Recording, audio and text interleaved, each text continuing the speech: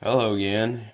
Hello everyone. I'm back and today I'm going to be taking some time to discuss the Babylonian flood account or the Epic of Gilgamesh versus the actual flood of Genesis 6 through 9 of Noah's day. And to begin, it'd be necessary to give you an overview of what the Epic of Gilgamesh is. It's composed of 12 tablets or fragmentary pieces. It's not like the ending has not been recovered because it ends at a point abruptly. And another thing, a lot of people like to make it into like a complete flood account, but the flood's part of it is very little compared to how long it really is. It's called an epic because that's a type of poem that's like extremely long. You know, you got the Epic of Gilgamesh, the Epic of Beowulf, and you got the Odyssey, and you got the Iliad, the most popular epics. And begin with Gilgamesh he's king of Sumerian city-state Uruk, and he is 2/3 divine and 1/3 mortal, meaning he's pretty much a demigod. He's half man. Well, he's mostly divine, but a little bit man. And he's a bully and a outright tyrant to his people. And if you're to look at any like reliefs or inscriptions of Gilgamesh or the Epic of Gilgamesh, you'll find one in particular where he's holding a fully grown male lion by his arm, and there's another one where he's pretty much being a tyrant to the people. He's got a whip in his hand and slashing and using it. If you look closely, Gilgamesh compared to the people, he is almost a whole lot bigger than they are. And what's probably the best evidence that he was like a giant actually, was that the size of the lion he had with him. We all know lions are big predatory felines, and they can grow real big, and to Gilgamesh it's just a small dog to him, and there's the Nephilim Giants, which you read about in the chapters of Genesis 4, I want to say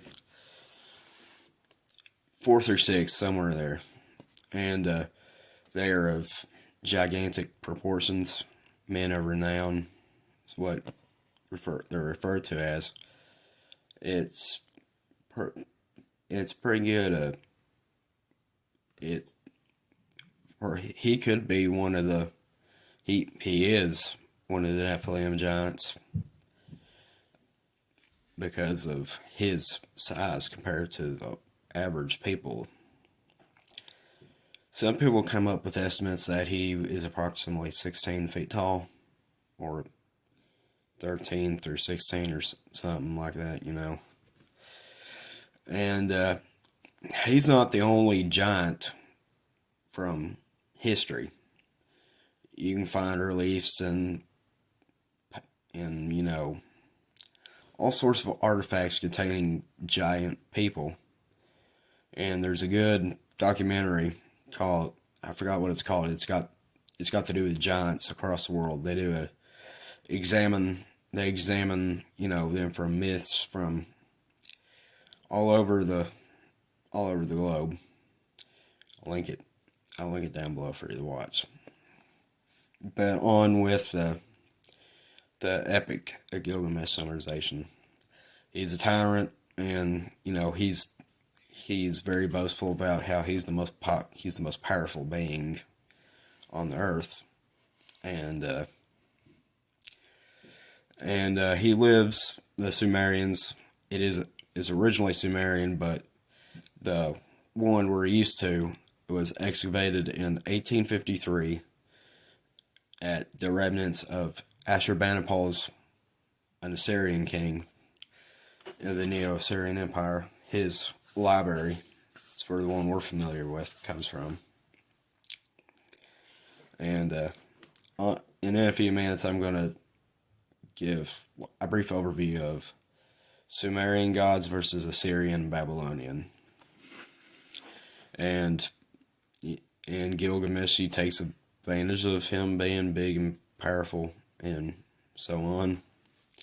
And eventually the gods, Anu, the king of the Sumerian pantheon, to name a few of the main Sumerian gods, you got Anu, the king god or the god of the heavens.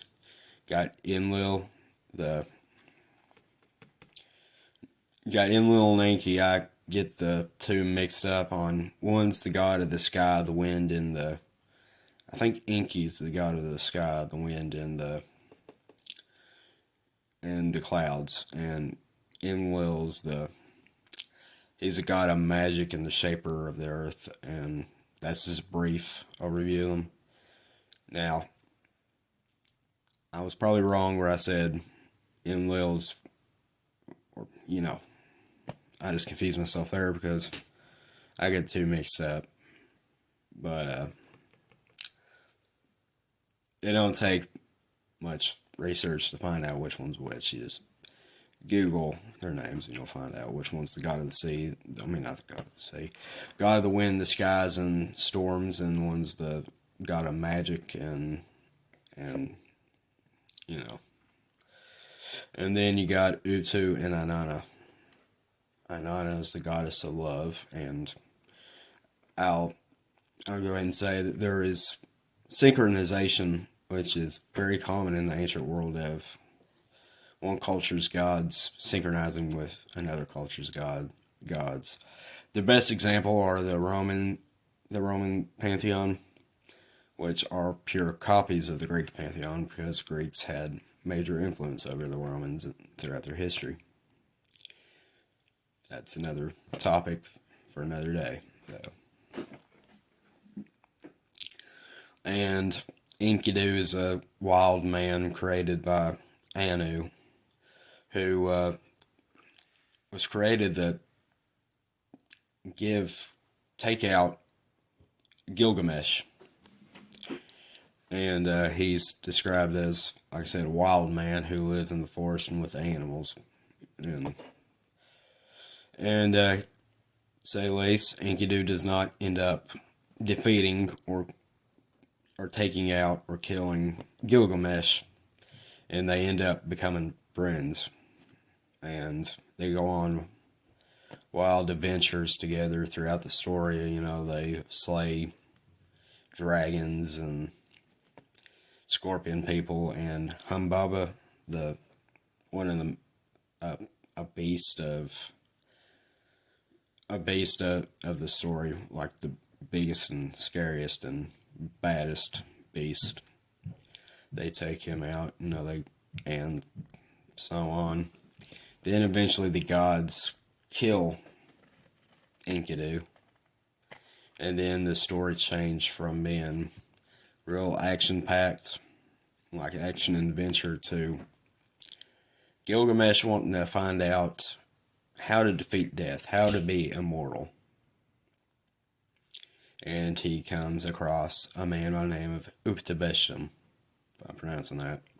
And this is where the flood version starts. And again, the flood account's not what the main story is mostly about. It's the flood account that, scholars and supposed archaeologists like to say that's where the Genesis account copies from the Epic of Gilgamesh. A lot of people think that because the Epic of Gilgamesh is older than the Hebrew Bible, so since it's older, that one's the original. But later on in the video, I'll tell you why Genesis 6 or 9, or of the Hebrew Bible, or the Bible is the original story, and then the Epic of Gilgamesh came of that. But he meets Uptabesham, and he tries to find, and he's trying to figure out how he can be immortal.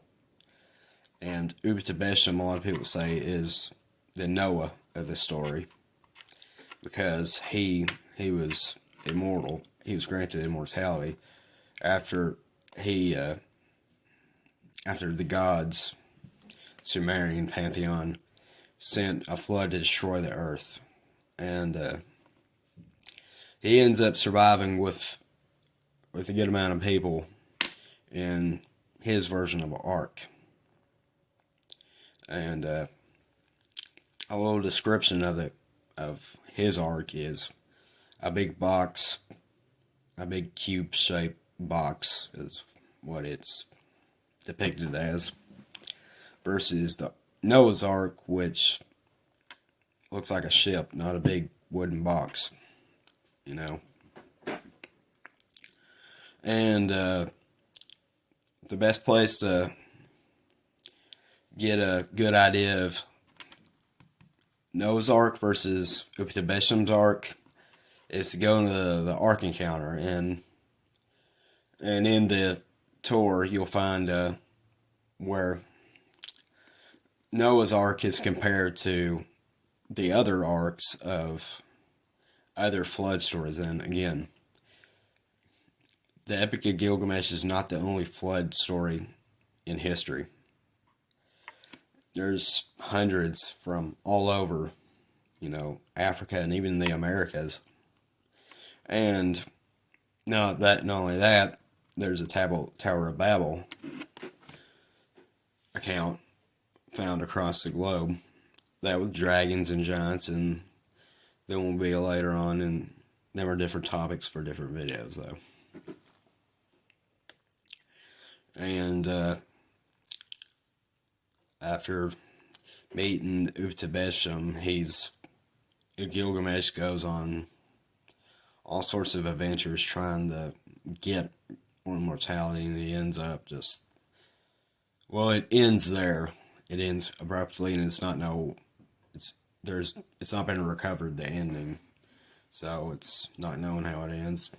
Does Gilgamesh get immortality, or does he not? Well, no. And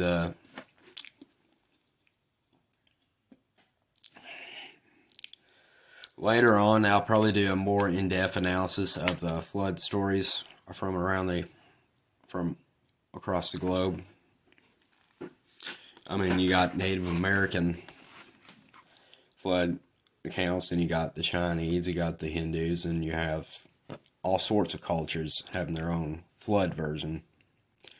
And again, Tower of Babel version. Now, even though this is a different topic, but I'll tell you this, in the Epic of Gilgamesh, they slay dragons. Now, as creationists, we believe that dragons, which are common across the globe, are dinosaurs. Dinosaurs that lived after the flood, that survived until their times, and that were able to be depicted in various forms. And again, that's a topic for another day, where I will go, or you can go more in depth into, all the sorts of dragon accounts and dragon legends, comparing them to dinosaurs. That's what I believe they are. They're dinosaurs. And again, the name dinosaur was not come up with until 1841 by Sir Richard Owen. So, dragon predates the word dinosaur about thousands of years. And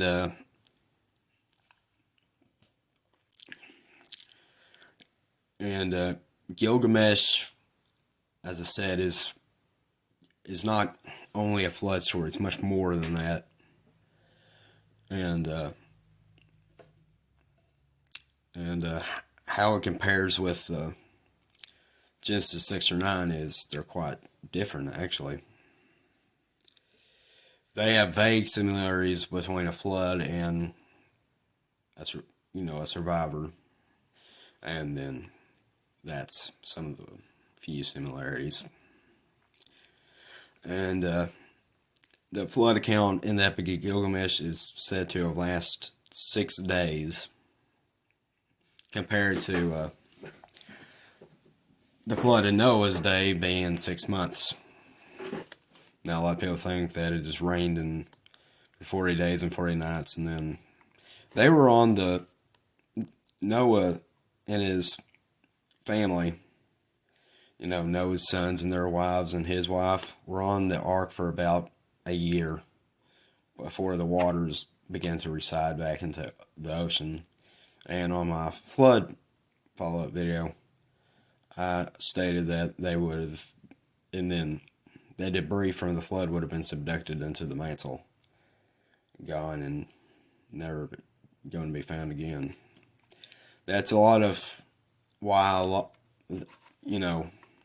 we haven't found, there's not been any pre-flood relics or there's been no artifacts dated or thought to be pre-flood. Well, there are, but it's disputed. And the other interesting thing, the lost city of Atlantis, which is another flood story, even though Atlantis was destroyed by a meteorite. That's the account Plato gives. Plato, the Stoic philosopher, Greek Stoic philosopher. And as creationists, we think that the flood was caused by a meteorite. But getting off topic here, it don't take much digging into the two accounts to find out the flood in Noah's day is more realistic compared to Gilgamesh, where the flood lasts 6 days and a big giant box floated around the earth while the flood engulfed the earth. And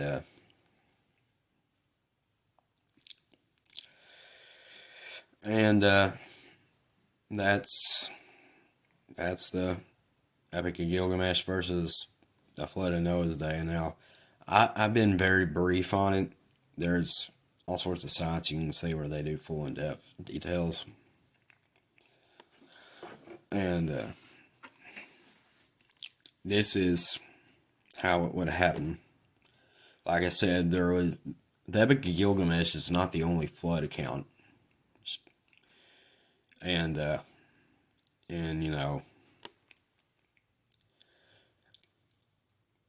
if Epic of Gilgamesh is the first one out of all the ones that have been found, then wouldn't they be copying the Epic of Gilgamesh too? You think about it, there's Native Americans, how would they have been able to copy the Epic of Gilgamesh? What we believe is, after this should prove that there actually was a worldwide flood for all cultures across the earth to have an account of it. And then after the flood and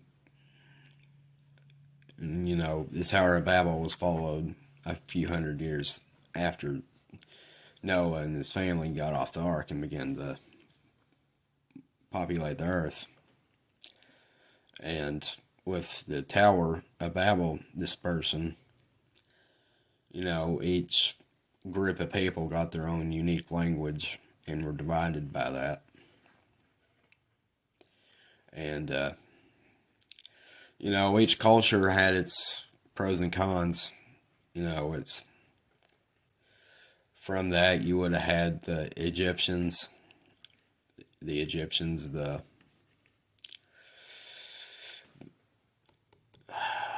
know what? Later on, I'll give the survivors of the, not survivors, the descendants of, because you got the descendants of Cain, Ham, and Shem, who are all descended from Noah and his wife.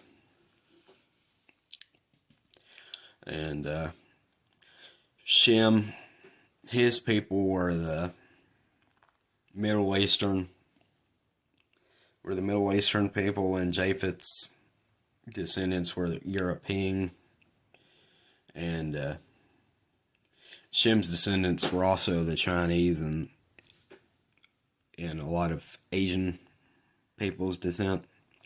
And then Ham was Africa's, where the African peoples would have came from. And the Native Americans would have come from Siberia, which would have been under, I want to say Japheth's people, but I may be wrong. Either Japheth or Shem's descendants. And Shem's people gave rise to, the Sumerian civilization and all Near Eastern cultures. Elam, Assyria, Babylonia, and so on are descendants of Shem, and the Chinese are too. The Chinese and the northern Indian peoples are too, and the Southeastern Asian people. And again, I'm not giving you specific people groups when it comes to that because I don't know much on that side of the globe's history.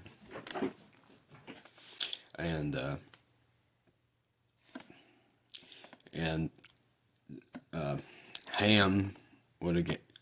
Ham's descendants are Cush and Mizraim and Canaan, and they gave rise, and the Canaanites came from Ham, and the Egyptians came from Ham, and the Ethiopians came from Ham, and the whole African continent came from Ham. And I named a few of his sons: Mizraim, who's thought to give rise to Egypt, and Cush, who's thought to give rise to the Ethiopia, and Canaan, who gave rise to the Canaanites. And there's this theory that the Dravidian people of southern India are actually descendants of Ham, not Japheth. I say Japheth because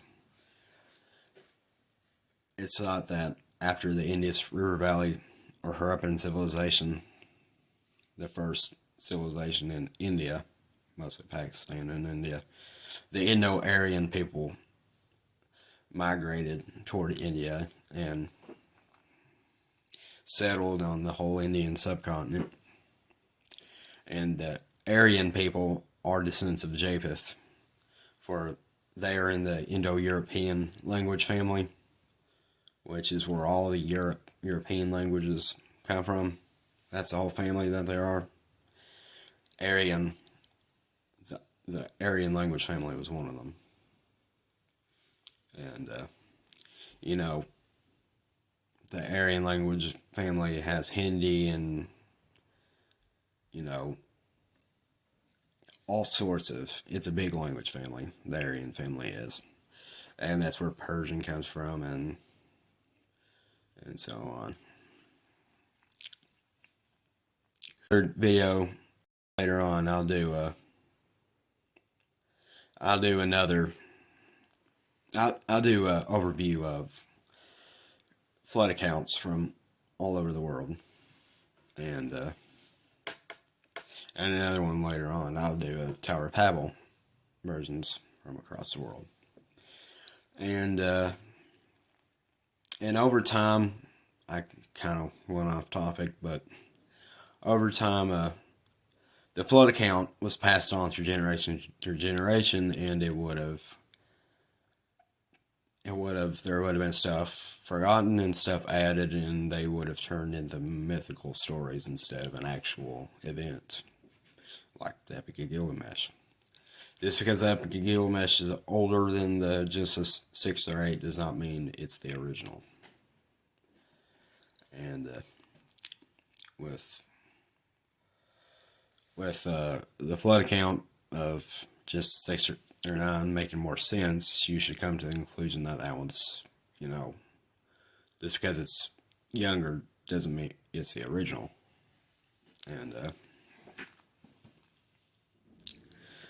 And again, I said that there is synchronization. This is real common in the ancient world, and some of the best examples I said earlier were the Roman and the Greek gods, but there's Assyrian, Sumerian, Babylonian synchronization too.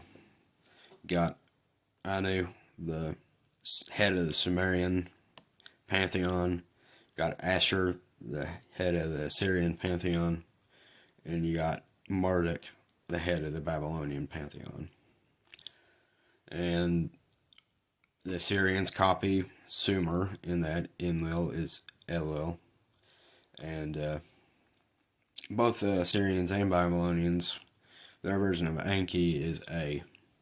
I probably pronounced that wrong, but and then both have the name Shamash as their version of Utu, and the Assyrians have their version of the Sumerian Anan, goddess of love.